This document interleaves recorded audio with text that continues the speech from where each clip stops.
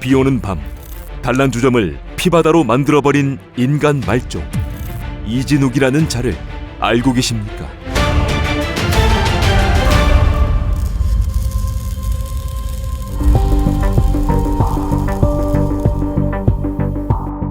(2014년 4월 28일) 오후 8시경 장대비가 쏟아지던 밤, 포항 영일만의 한 단란주점.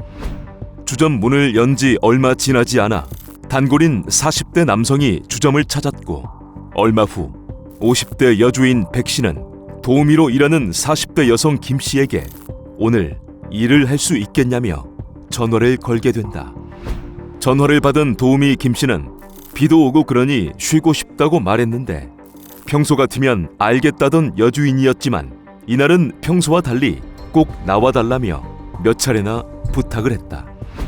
이에 김씨는 부탁을 거절하기가 힘들어 주점으로 향하게 되는데, 주점에 도착해보니 웬일인지 홀에는 손님이 없었고, 내실에 가보니 처음 본 남성과 뭔가 불편해 보이는 여주인 백씨가 앉아 있었다. 이때 여주인 백씨는 김씨를 다정하게 반겨주었고, 이후 남자 손님은 50만 원을 내놓을 테니 다른 사람은 받지 말고 우리끼리만 놀자며 말했는데, 그렇게 여주인 백씨와 40대 남성 그리고 도우미 김씨의 술자리가 시작되었다. 그런데 자리를 이어가던 11시경 화장실에 다녀오겠다며 남성이 잠시 밖으로 나가게 되었고, 그때부터 사건이 시작되었다. 다시 들어온 남성의 양손에는 칼이 들려 있었고, 이를 본 여주인이 장난치지 말라며 흉기를 빼앗으려 했는데, 이때 남성은 내가 장난하는 것 같냐며 흉기를 휘둘러 백씨를 위협하게 된다. 그리고 이어서 남성은 둘 다 몸에 있는 금부치들을 다 떼어내고 옷을 벗으라며 소리치고는 두 여성에게 테이블 쪽으로 머리를 숙이라며 소리쳤다. 겁에 질린 두 여성이 몸을 숙이자 금부치를 챙긴 그자는 라텍스 장갑을 낀 다음 여주인 백씨와 김씨에게 순차적으로 몹쓸 짓을 하게 되는데, 이때 잠시 틈이 나자 여주인 백씨가 출입문 쪽으로 도망치게 된다. 이를 본 그자는 쫓아가서 여주인의 머리채를 잡고 들고 있는 흉기로 목 주변을 수십 차례나 공격해버렸고, 그러는 사이 도우미 김씨는 휴대폰을 챙겨 내실의 화장실로 들어가 문을 잠근 뒤 동거남에게 전화를 걸어 신고를 부탁하게 된다. 그러는 동안 화장실 앞으로 온 남성은 빨리 나오라며 화장실 문을 부수려고 했으나 뜻대로는 되지 않았고, 얼마 후 이 남성은 범행 도구인 흉기와 라텍스 장갑을 챙겨 도주해버렸다. 그렇게 범인은 도주했고 11시 50분경 신고를 받은 경찰이 현장을 찾게 되는데, 경찰은 출입문 앞쪽에서 알몸 상태로 쓰러진 여주인을 발견했으나 안타깝게도 이미 그녀는 숨져 있는 상태였다. 그리고 그때까지 화장실에 숨어 공포에 떨던 김씨는 경찰이 도착한 것을 알고 그제서야 밖으로 나왔고, 경찰은 겁에 질린 김씨를 집으로 돌려보내게 된다.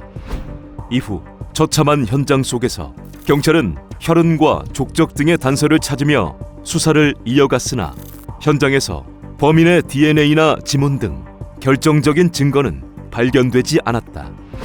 그러다 범인이 두고 간 알파벳이 적힌 흰색 헬멧과 우비 한 벌을 발견하게 되고, 이때 경찰은 우비와 헬멧을 놔두고 갔다는 점에서 범인은 오토바이를 타고 다니는 사람인 가능성에 무게를 두었다. 그리고는 먼저 인근의 배달 상가를 찾아 탐문하게 되는데, 그러던 중 한 상가의 주인이 우리 배달원의 헬멧이라며 이야기해 주었고, 즉시 경찰은 그 배달원의 신원을 파악, 범인의 놀라운 과거가 밝혀졌다. 그자는 포항 출신인 당시 40대 남성 이진욱. 그자는 과거 성범죄와 강도, 폭력, 절도 등을 저지른 전과 14범의 범죄자로 40평생을 감방을 드나들며 살아왔고, 당시는 출소한 지 3개월 정도가 지난 상태였다. 이때 보통 사건이 아님을 직감한 경찰은 즉시 그자의 소재를 파악한 뒤 주소지를 찾았으나 이미 이진욱은 옷을 갈아입고 위치가 노출되지 않도록 휴대폰 전원을 꺼버린 채 도주한 상태였다. 사건이 꼬여가는 듯 했으나 경찰은 이진욱의 휴대폰 명의가 다른 사람인 것을 알아내고는 명의자였던 이진욱의 고향 친구 박 씨를 만나 탐문하게 된다. 이때 명의자였던 박 씨는 3개월 전인 2014년 1월 이진욱의 부탁으로 휴대폰은 개통해 주었으나 한동안은 연락이 없었고 사건 발생 다음 날 갑자기 이진욱이 연락을 하더니 드라이브나 할 겸 경주 터미널로 데려다 줄 것을 부탁했다고 한다. 이를 듣게 된 경찰은 추후에 이진욱으로부터 연락이 올 수 있다고 판단, 박 씨에게 수사 협조를 구한 뒤 경주 터미널의 방범용 카메라를 통해 이진욱이 사건 발생 다음 날인 4월 29일 새벽 서울로 간 것을 확인하게 된다. 이진욱이 서울로 간 이유는 무엇일까? 과거 이진욱은 감방을 드나들며 한 여성과 서울 강서구에서 살림을 차렸으나 그자의 난폭한 성격 때문에 아내가 집을 나가버렸고 이후 그자는 자신을 이렇게 만든 건 나를 배신한 여자들 때문이라고 생각했다고 한다. 이런 망상에 젖은 그자가 서울로 간 것은 과거의 아내를 없애버리기 위한 것.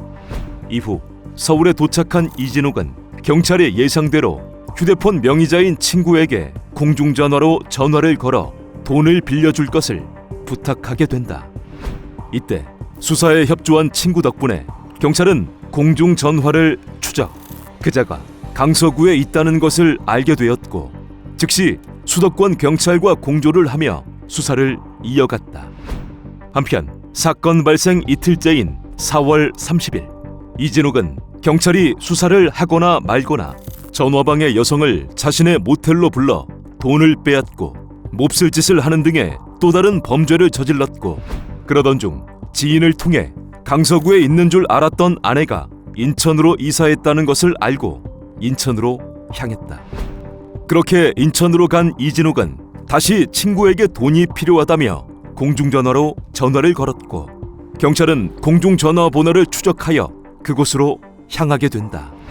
그리고는 이진욱이 전화를 걸었던 공중전화 주변의 방범용 카메라를 통해 그자의 동선을 파악하게 된다. 그러다 경찰은 이진욱이 택시에 타는 모습을 포착, 차량 번호를 확인한 뒤 택시의 경로를 추적하여 결국 사건 발생 3일 만인 5월 1일 밤 이진욱을 검거하게 된다. 이진욱은 왜 범죄를 저지른 것일까? 40평생을 감방을 드나들며 아는 사람이 많지 않았던 이진욱은 사건 발생 3개월 전인 2014년 1월 출소한 뒤 배달 일을 하며 지내다 백 씨가 운영하는 주점을 알게 되었다. 그리고 이후에는 그곳에서 자주 술을 마시며 백 씨에게 호감을 갖게 되었으나 여주인 백 씨가 계속해서 거리를 두자 이진욱은 자신을 장사 속으로만 보는 것 같다는 생각에 범행을 저질렀다는 것이다. 인간 말종이었던 그자의 재판 결과는 어땠을까? 2014년 7월 열린 1심, 검찰은 이진욱에게 법정 최고형인 사형을 구형했으나 1심 재판부는 무기징역을 선고했고 이후 검찰이 항소했으나 2심 재판부 역시 무기징역을 확정. 현재도 이진욱은 옥살이 중에 있다.